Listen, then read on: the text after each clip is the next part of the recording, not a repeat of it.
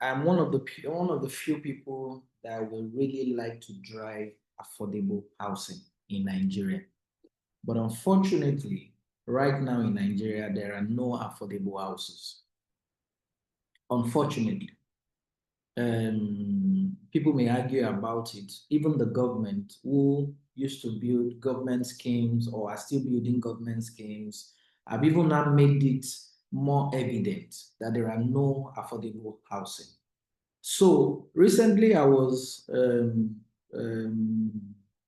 our association, Real Estate Developers Association of Nigeria, was invited by the Ministry of Housing in Lagos to be on a stakeholders meeting, and I was privileged to be on that stakeholders meeting. And one of the things I mentioned to the commissioner was that the problems that we have found ourselves today, generally in Lagos, concerning housing, whether you want to say it is in terms of land, it is in terms of built spaces, it is largely the fault of both the government and the private sector.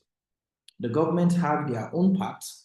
The private sector equally has their own part. And my admonition to the commissioner was that we needed to come together for us to be able to resolve this issue. Now, that is where I'm going to answer your question from Mobolaji. The first thing we need to focus on, it is private partnership. Private partnership or private to private partnership. What we have heard a lot of the time, it is public-private partnership. But I will tell you the first thing we need to do is private-private partnerships, where developers or other people within the build sector can collaborate with each other. Before we now start talking about public-private partnership, which is where the government usually comes on board. And I'll give a typical illustration. On one of the projects that we executed, the entire road was about 400 meters, almost half a kilometer.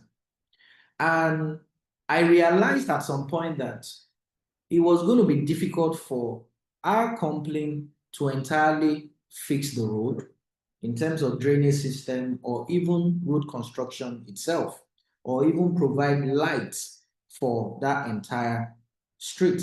So I noticed that we had other developers on the street. I counted how many developers. We are about 15 on the street. I started calling everybody one after the other. And I said, you know what, guys? The government are not going to come to do this road anytime soon. But we can write to the government for them to come and do this road, for them to come and do this drainage. But I believe that if we collaborate, we come together, we'll be able to do this road. Fortunately, everybody that I met, including the people who had been living on the street, agreed. We contributed. We spent a little over 50 million. We did the road drainage, we did the road construction, we provided poles for lighting. The only thing we didn't do was to buy transformer. That was the only thing we didn't do. But guess what? A developer that came after us bought 500 kVA transformer for that community. Now, at the end of the day, if you notice everything that I've said, it is based on private-private partnership. So that is the first thing I will say. The second thing I will say will then be a public-private partnership, which is where the government comes in and with the private sector also comes in. And I think a lot of the time, the public-private partnership that we have seen or experienced is where the government just comes and says, maybe they are giving the developer land for you to build, do mass housing, and all of those things. I think we need to do more than that. The government needs to start inviting us, the private sector, which they are doing, but it is very minimal. But they need to do it on a large scale. When it comes to policy making, when it comes to decision making concerning housing, generally at the state level, at the federal level, at the assembly levels, whether it is the local government assembly, it is the state assembly, or it is the federal assembly, including the Senate, where the private sector, developers like us, or developing associations need to create and be part of the policy making. So it's not just about you giving us land to say we should come and build. When you give us land that is already expensive, you don't expect us to provide affordable housing. Lastly, I will say to government, if you can see housing as essential, just like Ayobami just mentioned, if you can see it as essential, there's absolutely no need for you to be charging us unnecessary demurrages when we are importing things to build housing in Nigeria. Because largely everything that we use for construction is dollar-based. In fact, we have sand in Nigeria, but they will tell you that the caterpillar that they use to bring the sand from the water is imported.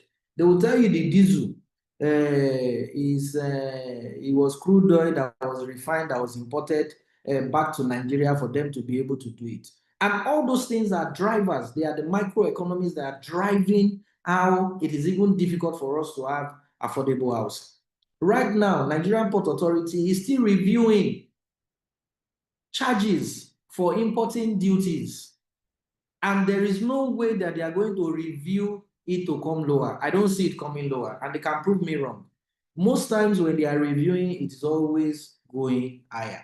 So if the government can see housing as essential, then it will guarantee, one, affordable housing that we just mentioned. But right now, there are no affordable housing. I will leave on this note. Recently, the Lagos State government took over practically all the lands in Epe axis of Lagos. And they have asked both developers who have bought from families to come back and come and repurchase those lands from government. As at yesterday, the information reaching me is that an hectare from the government is going for a minimum of 120 million. An hectare is 15 plots. So you are looking at an average of 8 to 9 million for a plot. In Ekpe, there is no way you are going to buy that from the government. And the government will sell to developers. The developers are going to have their own. At the end of the day, maybe when the developers are selling, they're going to be selling for nothing less than 25 million for a plot in Ekpe. Now go to materials that the government are all equally still charging us for duties on it that is equally high. So I feel that if we can partner, if we can focus on this PPP in two dimensions, then a lot of issues will be resolved around creating affordable housing in Nigeria and beyond.